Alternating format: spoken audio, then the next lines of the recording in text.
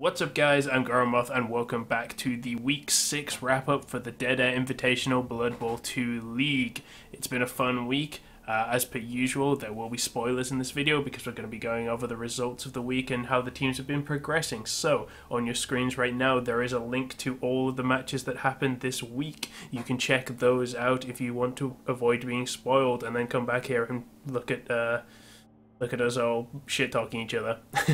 So yeah, other than that, yeah, we're going to jump straight into the league and find out what's been going on.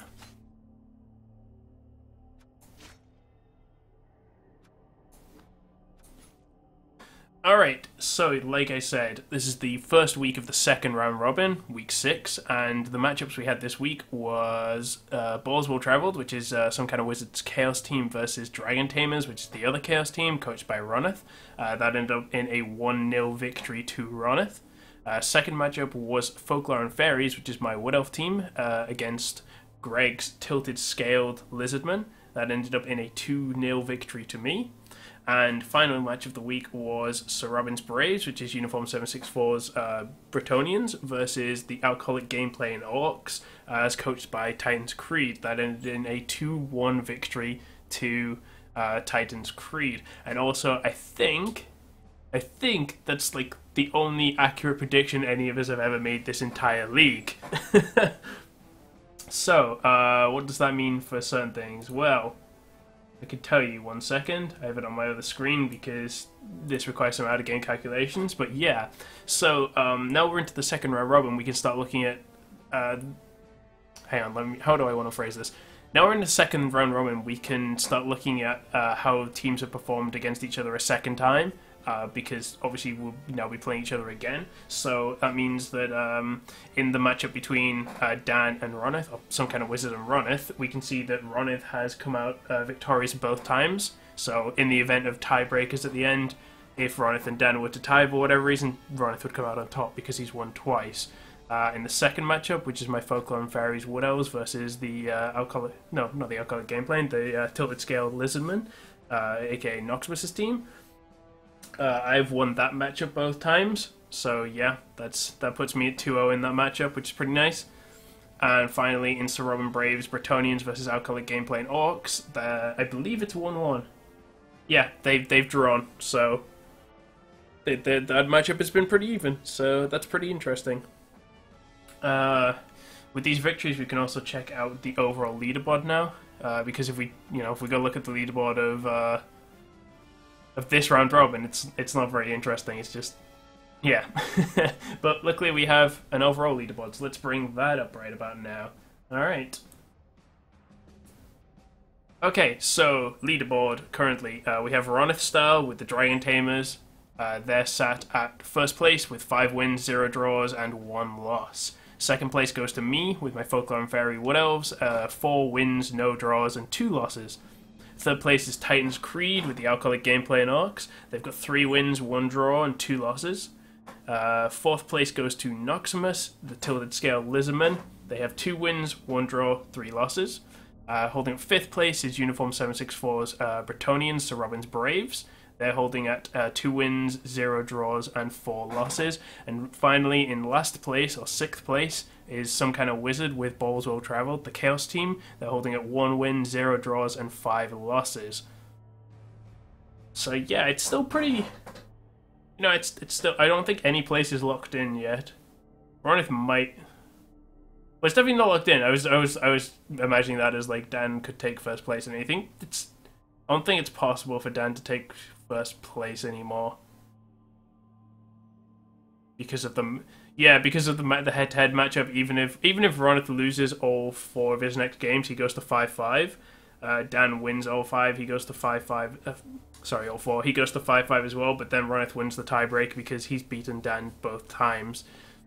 So yeah, but that's not what I meant. It's still like none of the places are locked in. Ronith could still drop down. Other people could still go up. I think all the playoff slots are still open. I don't think anyone's locked out of playoffs or anything yet. It's still too early to determine that. And hopefully we'll get a good league and that won't end up happening at all, which would be kind of awesome. Because it's always cool when, all the matches matter. It's a bit unfortunate when you get to the end of a round robin or whatever and you find out that like the last couple of matches for certain teams don't matter at all. That always sucks. But hopefully we'll avoid that. If not, There's not much we can do. It's just the luck of the draw, really. But that's the standings and the results for the week. Let's take a look at what the teams have actually done, because we've had some big changes and stuff, and a bunch of level ups and shit. So let's look at the teams. Let's start with the Dragon Tamers. So those of you who've been keeping an eye on team values might notice that Ronith's team value has gone down quite a bit. This is because Radical Robin here, aka the guy that Ronith relies on to do anything revolving the ball, he has an injury, and he is... Oh, there we go. He has a fractured leg, missed next game, which means his team value... well, not his team value, but his value isn't contributing to the team anymore because he is out.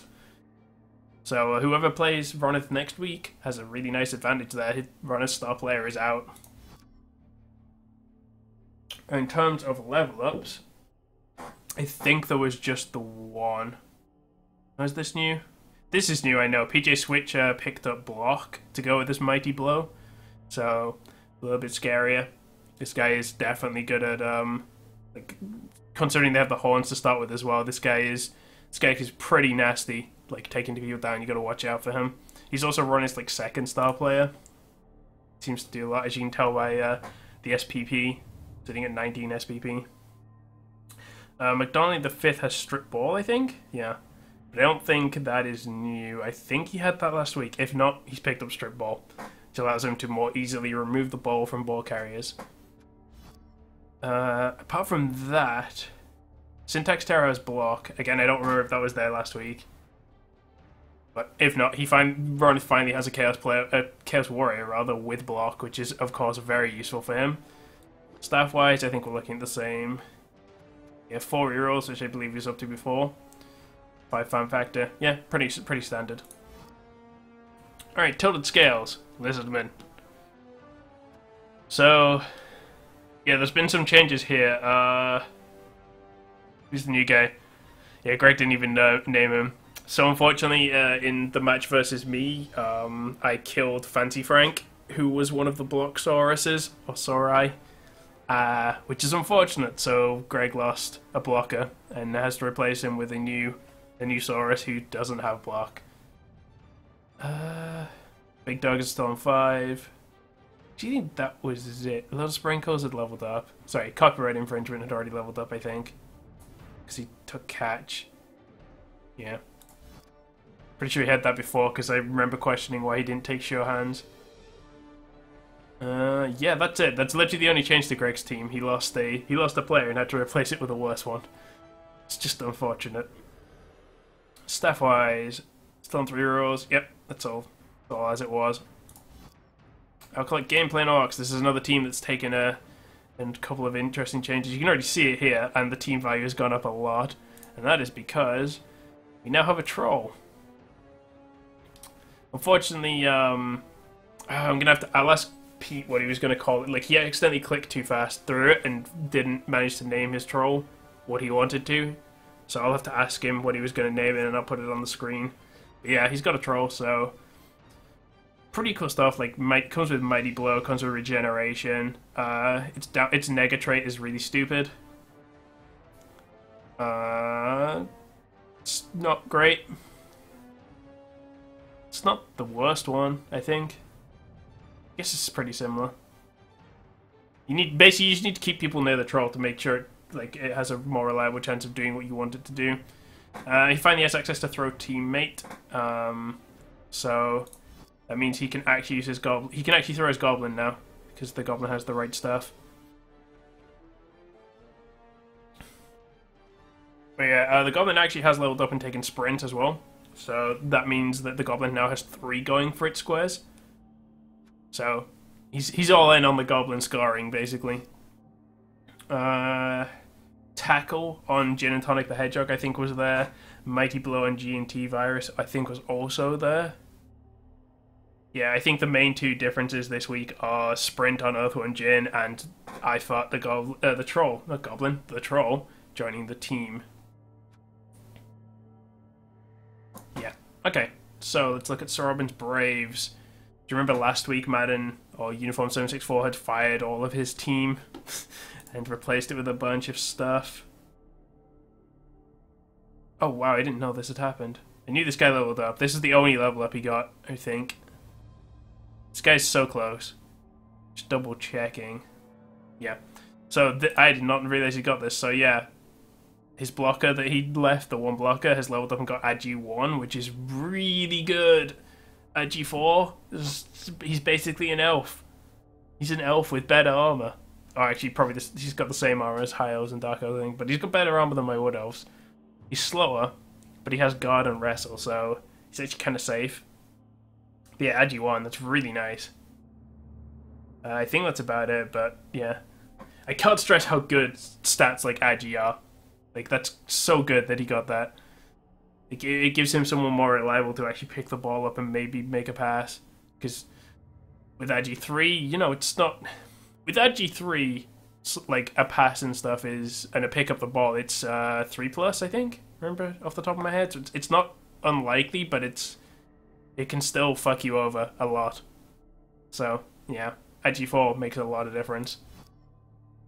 Okay. Next up is my team, Folklore and Fairies. So, my team value's also gone up a lot, and that's because... maybe not a lot, but it's gone up a decent chunk, like 100, I think, something like that. The reason for that is first we have a new player, Will of the Wisps. This guy's a catcher. Specifically, the reason I bought this guy was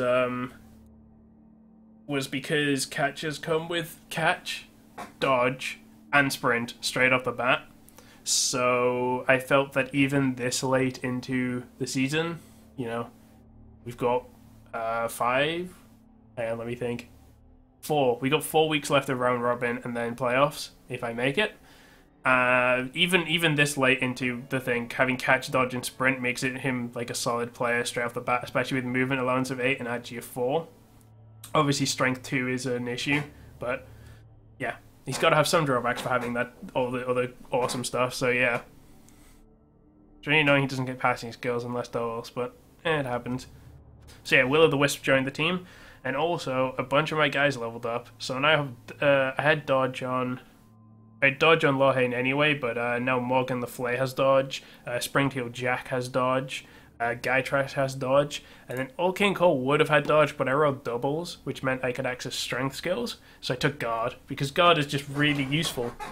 Really helps out a lot with elves making blocks with the strength 3. Especially against like the strength 4 stuff. If... you know, a lot of the times you struggle on the line of scrimmage at the start against strength 4 pieces because you can't get a favorable block against them because the pieces are all marked. With a guard piece sitting on the line of scrimmage, it's a lot easier to suddenly get at least a 1 die, better than 2 red die. So yeah, guard is really useful. So I snatched the chance to get that because I got doubles on Old King Cole. Also the other don't leveled up, so I got him tackle. Players just standing in this player's tackle zone are not allowed to use their dodge skill. If they dodge, normally they use dodge if the player throws a block at them. I think I might have made a mistake taking tackle there. Because just looking at who I've got left to face, because the people who have dodge, like I've played Greg twice now, and he's the main person who has dodge and uses it. Off the top of my head, the tackle will be useful against the goblin. And that's about it. So I think in retrospect, I might have made a mistake taking tackle because this isn't a particularly dodge-heavy league. However, it does dissuade people from taking dodge. So weigh it up, you know. I'm not sure. I might have made a mistake there. I honestly don't know. But yeah, that is it for me. I'm just really happy I got a bunch of linemen leveled up. I got a whole bunch of dodge, which should hopefully make my game plan, or my ability to execute my game plan, a lot easier. Alright, let's look at the final team, which is the Balls Will Traveled, aka Dan's or SomekindWizard's Chaos team. So yeah, we've got a level up he still hasn't spent. Curse him. Got more injuries. That's still the niggling injury, isn't it? Yep, niggling injury. So we have Randy Customer who needs to level up. I think he's a new guy. Anyone else? No, block. The big issue is, this is my favorite song. He got a smashed collarbone and lost a point in strength, so he suddenly becomes a strength 3 Chaos Warrior instead of a strength 4, and that is crippling. That is not good at all. And the issue is, this guy's got block already, and he's on 12 SPP, so I honestly don't know if you fire that guy. Like, we were discussing this after the game. We were discussing, like, whether you fire this guy or not, and it's such a hard choice because he's got so much SPP, he's got block, but 3 strength on Chaos Warrior, it's not good at all. It negates a lot of their advantage. So that is unfortunate for him. Everything else I think is the same. Wait, did this guy might have leveled up and taken Sure Hands because he's on 16. Sure Hands, of course, letting him able to hold onto the ball more easily. The issue is he doesn't have... So it lets him pick the ball up better, and it lets him hold on against strip ball, which I think is why Dan picked it. But the issue is strip ball is useful because the strip ball is useful to deal with pieces that have skills that negate blocks, that allow them to survive blocks more easily, like dodge and block and wrestle, and well, wrestle, not so much wrestle because they fall over anyway from wrestle, but that, you know, that kind of stuff. So you take strip ball because it means that even if you just push them, you get the ball out of their hands. So I mean, this guy doesn't have block or dodge, so Sure Hands negates strip ball on the pushes, but defender down, defender stumbles, or both down will still remove the ball from his hands. So yeah. But also, like, the obvious one, it lets him reroll the pickup, so that's probably why the Chaos Warriors are more likely to forward. Who knows? Dan does weird stuff. Dan plays the weirdest Chaos playstyle ever. As anyone who's been watching his games will probably know. So yeah, that is about it for team upgrades, I think. Everyone else is still on the same staff and stuff. I forgot to show it off, but no one's made enough money. People are blowing their money either on big guys or replacing players at this point, so no one's really been expanding infrastructure in terms of rerolls and stuff. So yeah, I think that is about it for the team upgrades. So I will go and grab some of the other coaches, see who's about, and we will take a look at what the schedule is for next week and what kind of predictions we reckon will happen. So yeah, catch you guys in a minute. Alright guys, I'm back. Unfortunately, due to a recording error, the talk with the other coaches and stuff about the schedule for next week and our predictions was lost. Sorry about that. I managed to mess up and the recording ended up getting corrupted and stuff. I'm really sorry about that. So I'm just going to quickly go through the schedule myself, and I'll give a quick general sort of gist of what we said about the games. So first up is the Tilted Scales, which is of course Noximous' Lizardmen versus Balls Well Travelled. As everyone knows, that is Dan or SomekindWizard's Chaos team. The second match of the week is Alcoholic Gameplay and Orcs, coached by Titanscreed, versus the Dragon Tamers, which is of course Ronith's Chaos team. And finally, the last matchup of the week was Sir Robin's Braves, which is the Uniform764 Bretonians, versus my Wood Elves, the Folklore and Fairies. So, in terms of what we felt like the games would go, first up, the Lizardmen versus some kind of... Well, the Lizardmen versus Chaos, we believed that it would probably go to Noximous, because it would basically come down to dice, because Noximous has had very bad luck in the past, but at the same time, we feel like this is the week that Greg can really take. I mean, last time, based on the last time these guys fought, which was in week 1, in fact, the entirety of this week is a matchup of a rematch, sorry, of the week 1 matchups. So in week 1, when the Lizardmen and Chaos last met, that was the absolutely crushing defeat where Greg managed to farm up 20 SPP. So we feel like, you know, the potential exists for the same thing. We believe that it'll probably be a 2-1. I think that was the main prediction. It was either going to be like 2-0 to Noximous or 2-1 because of like the 2-1 grind strategies that could be employed.